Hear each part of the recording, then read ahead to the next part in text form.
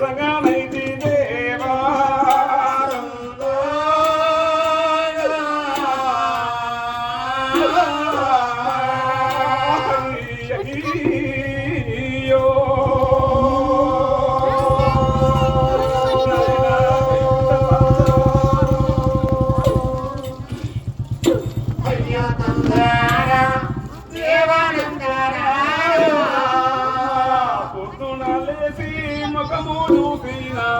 ఎంతో పుణ్యమమ్మ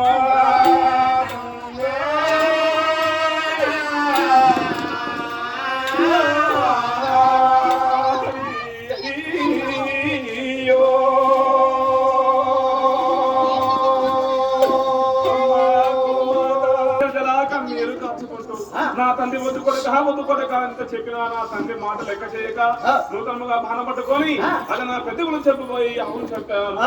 ఈ ప్రపంచంలో గోహత్యా పథకము, శిశు హత్యా పథకము, స్త్రీ హత్యా పాపము, బ్రాహ్మణ హత్యా పాపము, పిల్లి హత్యా పాపము చాలా అఘోరమైన పాపాలంటారు. అంటే గోహత్యా పాతకం గోవును పూజించాలి కానీ ప్రతి ఒక్క మానవుడు గోవును పూజించాలి కానీ గోహత్య చేయకూడదు, దాన్ని చంపవచ్చు. కొంతమంది గోవును కోసుకొని తింటారు కానీ దాని పాపం కాదా? అది మనకు అవసరం లేదు ముచ్చట.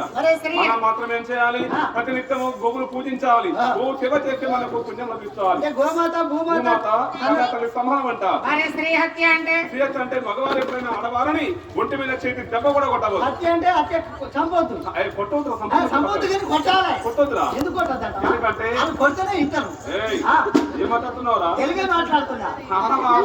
సమానం కాబట్టి ఆడవారి కళతో బిర్రీలే కానీ ఎప్పుడైనా మగవారు చేతి దెబ్బ కూడా కొట్టవచ్చు. వీళ్ళు ఎందుకు కొడతారంట?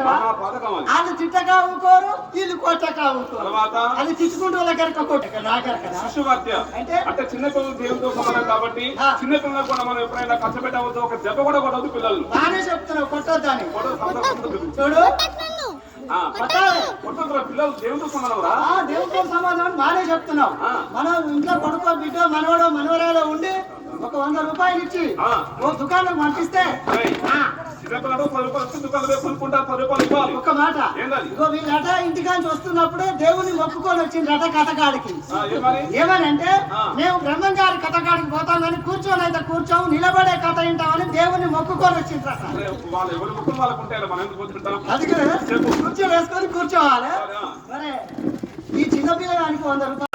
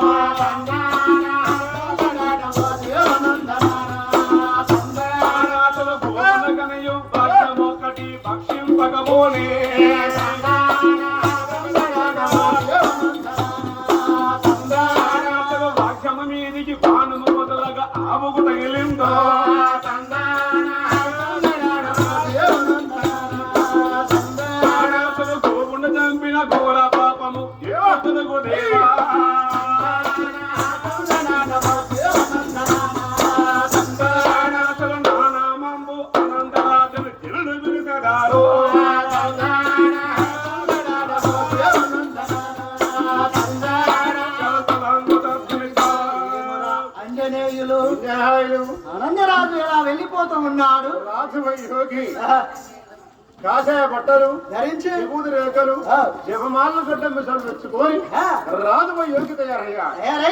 ఆ జంగల్లో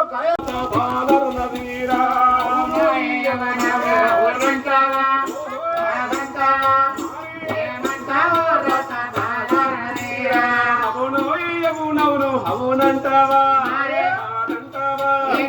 ఏమంటావో రథ భారత నదీరా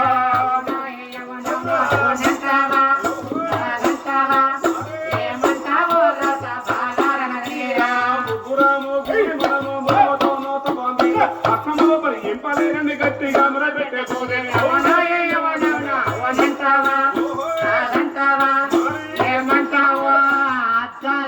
ఓనంటావా నీవు ఈశ్వరుండవయ్య నేటికి ఈనాటికి ఈ చోట కలిపినామా ఓనంటావా ఏమంటావా శివుడి మొక్కు చిన్నోడా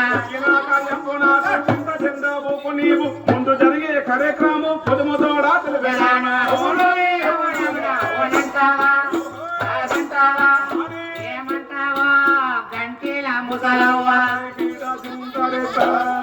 నాయన ఆనందయోగి పోయిన జన్మలో వైకుంఠ వాసమున్న విష్ణుమూర్తి నేను కైలాసపతి శివ శంకరుడు నాయన విష్ణుమూర్తి మీరు శంకరుడు నేను అవును మీరు వైకుంఠంలో ఉండాలి నేను కైలాసంలో ఉండాలి కానీ ఈ భూలోకానికి ఎందుకు వచ్చినాం తమ్ముడు ఆనందయోగి